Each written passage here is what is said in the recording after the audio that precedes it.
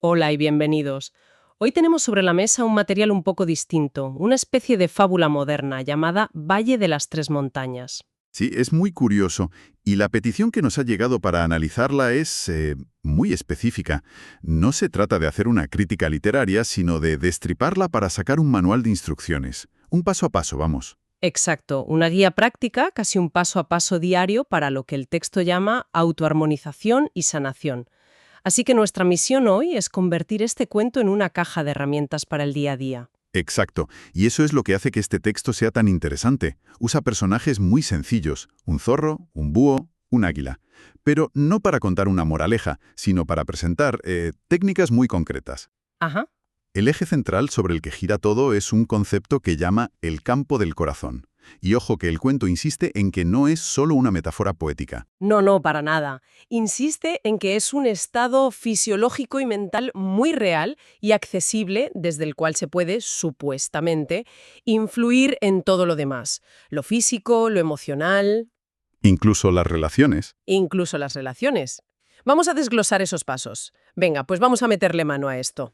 La historia arranca con algo que nos puede sonar a todos. Un zorrito se despierta y lo primero que nota es un dolor en la pata. Su mundo se reduce a eso. Claro, el foco total en el problema. Totalmente.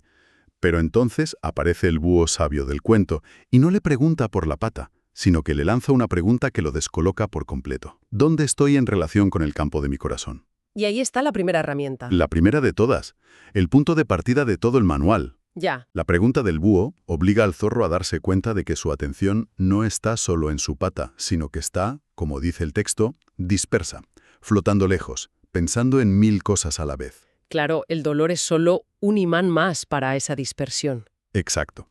Así que la primera instrucción práctica es un ejercicio de recentrado. De recoger todos esos cabos sueltos de nuestra atención. La verdad es que la primera vez que leí la descripción del método, mirado más cínico, pensó que sonaba un poco cursi. Un poco, sí. Habla de imaginar un hilo de luz dorada que atrae suavemente toda esa tensión dispersa de vuelta al centro del pecho. Pero, bueno, viéndolo como una instrucción puramente práctica, cobra otro sentido. Totalmente. No es una imagen poética, es una herramienta mental para dirigir el foco, ¿no? Precisamente, es una visualización funcional. No se trata de forzar nada, sino de invitar a la atención a que vuelva a casa. Y el efecto, según el cuento, es inmediato. Y no es que el dolor desaparezca, no, no. Es algo más sutil.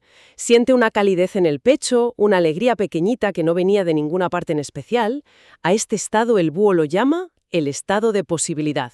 Ah, qué bueno. Porque desde ahí es desde donde se puede empezar a trabajar de verdad. Vale, entonces, para que quede súper claro como primer paso de esta guía diaria, el texto lo resume al final como el ritual del campo del corazón. Si lo desglosamos, el primer paso sería hacerse esa pregunta abierta. ¿Dónde estoy en relación con el campo de mi corazón? El segundo, la observación sin juicio. Notar dónde está tu atención y ya. Correcto, sin intentar cambiarlo, solo darte cuenta. El tercer paso es el regreso al centro, usando esa imagen del hilo de luz o la que a cada uno le sirva. ¿Y el cuarto? El cuarto, que es fundamental, es sostener ese estado.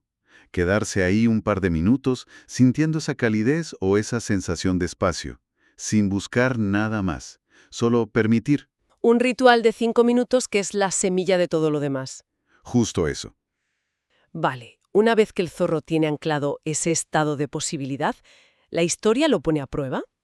Se encuentra una tortuga que se queja de que su caparazón le pesa una tonelada. Claro. Y aquí vemos la segunda técnica en acción. Lo primero que le dice el zorro es cómo era de esperar. Que vuelva a su campo del corazón.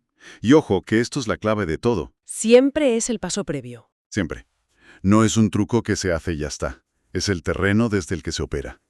Una vez la tortuga está ahí, el zorro le enseña lo que llama la técnica de los 2 puntos. Que es muy simple en apariencia.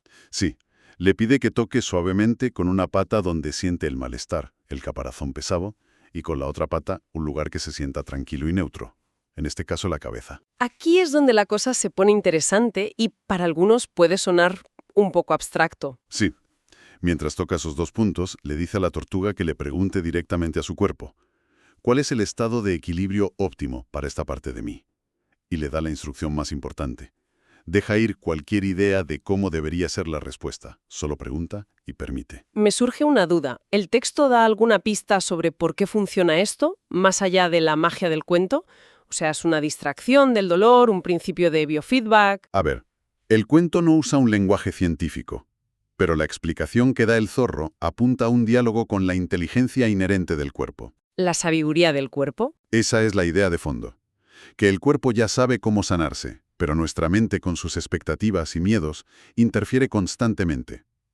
La técnica de los 2 puntos y la pregunta lo que hacen es, por un lado, calmar el sistema nervioso y, por otro, crear un espacio para que el cuerpo haga su trabajo. Sin la mente intentando arreglarlo, justo. La tortuga siente una onda suave y el peso se aligera. Se conecta directamente con una de las 3 montañas del final, la montaña de la verdad, cuyo lema es: tu cuerpo sabe cómo sanarse. Entendido.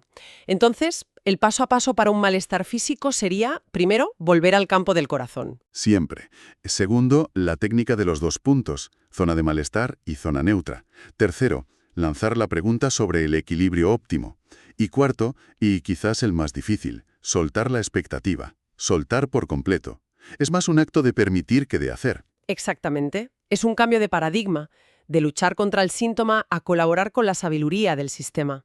Y una vez que el zorro ha entendido cómo dialogar con el cuerpo, la historia le presenta un desafío completamente distinto, su propia mente. Claro, el siguiente nivel. Se propone escalar la montaña más alta y, a mitad de camino, llega el agotamiento y esa voz interna que todos conocemos. El no puedes hacerlo, abandona. La frustración total. Y aquí entra en escena el águila, que ofrece una perspectiva desde arriba, literalmente, y le dice algo que me parece una pasada. A ver, tu problema no es la falta de fuerzas. Es que usas toda tu energía en luchar contra ti mismo.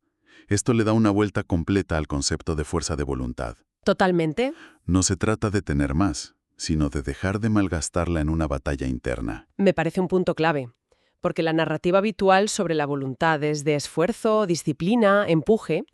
Esto de permitir que fluya suena muy bien en teoría, Claro. pero en la práctica, ¿cómo se distingue de la simple pereza o de rendirse? ¿Da el texto alguna pista sobre eso? Es una pregunta excelente, y el águila da una instrucción muy concreta. Primero, como ya es costumbre, le dice al zorro que vuelva a su campo del corazón. Que se ancle en ese estado de coherencia. Eso es, y desde ahí le pide que cambie la intención. En lugar de la orden mental, debo escalar esta montaña, Y ya de por sí genera resistencia. Claro, le propone que se haga una pregunta. ¿Cómo puedo permitir que esta escalada fluya a través de mí con claridad y facilidad? El cambio es sutil pero potentísimo. Pasas de una imposición a una invitación. justo. No es resignarse, es buscar la alineación. Es dejar de verse como un yo que tiene que arrastrar a un cuerpo vago montaña arriba. Para verse como un canal. Exacto, un canal a través del cual la acción puede suceder. El águila lo llama la verdadera fuerza de voluntad. La guía práctica que se extrae de aquí es que, ante una tarea difícil, el protocolo es pausa, vuelve al corazón y cambia el tengo que hacer por una pregunta como ¿cómo puede esa tarea realizarse a través de mí con la mayor facilidad posible? Vale, hemos hablado del cuerpo y de la voluntad, pero la gestión emocional suele ser el gran reto para muchos. Sin duda. Y es muy potente. En lugar de consolar con el típico no llores o no es para tanto, le propone algo que va en contra de todo instinto: acoger la tristeza. Totalmente. Le dice una frase que es el corazón de esta sección. La tristeza no es una enemiga, es una visitante que trae un mensaje. Y de nuevo el protocolo es casi idéntico. Primero, volver al corazón. Eso es, para crear un espacio seguro. Y luego le enseña a usar una versión de la técnica de los 2 puntos para emociones. Le pide al conejo que ponga una mano donde siente la tristeza con más intensidad, El pecho, la garganta, el estómago. donde sea. Y la otra en un lugar que le dé calma, como la frente. Esto va en contra de todo lo que nos han enseñado, que es distráete, piensa en otra cosa. La idea de poner la mano justo donde duele la emoción y quedarse ahí es radical. Es muy radical. Y la pregunta también cambia, se adapta. Ya no le pregunta al cuerpo. Le pregunta a la emoción directamente, como si fuera una entidad con la que se puede hablar. ¿Qué necesitas para sanar y transformarte? La clave, una vez más, es soltar la necesidad de que la emoción desaparezca ya. No se lucha contra ella. Se la acoge y se le pregunta qué necesita. Es un acto de hospitalidad interior. ¿Y cuál es el resultado para el conejo? Porque uno podría pensar que si te centras en la tristeza, te hundes más. Pues el cuento describe una transformación, no una eliminación. La tristeza no desaparece de golpe, pero pierde su carga abrumadora. Se vuelve más manejable. Y le da un mensaje. Le revela su mensaje. El conejo se da cuenta de que lo que necesita es encontrar su propia voz para hablar con sus hermanos. La tristeza era una mensajera pidiendo autoafirmación. Esto se conecta con la montaña de la belleza, que dice: tus emociones no son enemigas, son mensajeras que se transforman en belleza y comprensión. Eso es. El manual aquí es clarísimo. Ante una emoción intensa, no la rechaces. Vuelve al centro. Toca donde la sientes y un lugar tranquilo. Y hazle la pregunta clave. ¿Qué necesitas para transformarte? Es una herramienta de alquimia emocional. Y así, el cuento va expandiendo el radio de acción, del cuerpo a la mente, de la mente a las emociones. Hasta llegar a lo social, a la relación con los demás. Exacto. Sí, el conocimiento se extiende por el valle y el águila les propone un ejercicio para lo que llama la salud social.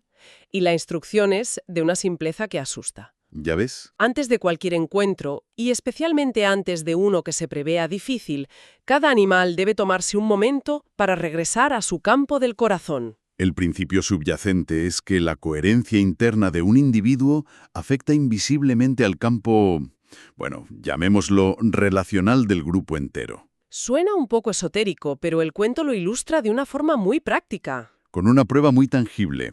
El río del valle se desborda y amenaza con inundarlo todo.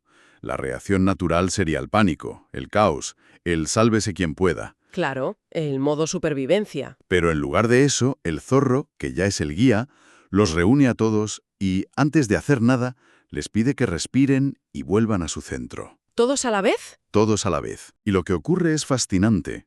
Desde esa calma colectiva, en lugar de gritos y órdenes contradictorias, las soluciones empiezan a fluir. Un animal sugiere una cosa, otro la mejora. El trabajo en equipo se convierte en una especie de danza coordinada. Lo llaman inteligencia colectiva, que solo emerge cuando el ruido del pánico individual se apaga. Esto se vincula a la tercera montaña, la de la bondad. No estás solo, estás conectado. Tu coherencia interna ayuda al mundo entero. Entiendo el ejemplo del río como una metáfora, pero en la guía práctica del día a día, ¿cómo se aplica esto? La sugerencia es muy concreta. Antes de una conversación difícil, una reunión tensa, tómate 1 o 2 minutos antes para hacer el ritual del corazón. Y hay un paso más, ¿no? Sí, el texto añade un paso más. Una vez en ese estado, imaginar un hilo de luz que te conecta no solo contigo, sino también con el corazón de la otra persona. No para manipularla, sino para establecer un campo de coherencia antes de que la interacción empiece. Es como preparar el terreno. Exacto. Predispones el espacio relacional a ser más constructivo. Así que, recapitulando, este cuento aparentemente infantil es en realidad un completo manual de vida. Empieza con un ejercicio de 5 minutos para centrar la atención. Que es la base de todo. Y a partir de ahí nos da herramientas específicas para el dolor físico, los bloqueos mentales, las tormentas emocionales y hasta para mejorar nuestras relaciones. Y el denominador común es siempre el mismo. Preguntar y permitir, en lugar de forzar y controlar. Lo realmente potente es que no son técnicas aisladas que te aprendes de memoria. Son distintas aplicaciones de un único estado fundamental de coherencia interna. Si estás en ese campo del corazón, las respuestas parecen surgir de forma más natural. Claro. El cuento termina con 3 acertijos del búho, y uno de ellos dice: hay un sanador que vive en ti que no necesita medicinas ni palabras, solo necesita que le preguntes y que sueltes lo que cargas. ¿Quién es? La propia inteligencia interior a la que se ha aprendido a escuchar. Exacto. El texto cierra diciendo que el verdadero cuento no es el que está escrito, sino el que comienza cuando cada quien lo hace suyo en su día a día. Quizás esa sea la reflexión final. Desde luego. Es un mapa, pero el territorio hay que caminarlo. Totalmente. Efectivamente. Si aceptamos por un momento la premisa del cuento, que ese sanador secreto o esa inteligencia reside en nuestro interior, la pregunta que queda flotando para quien nos escucha no es tanto si esto es científicamente cierto o no, No.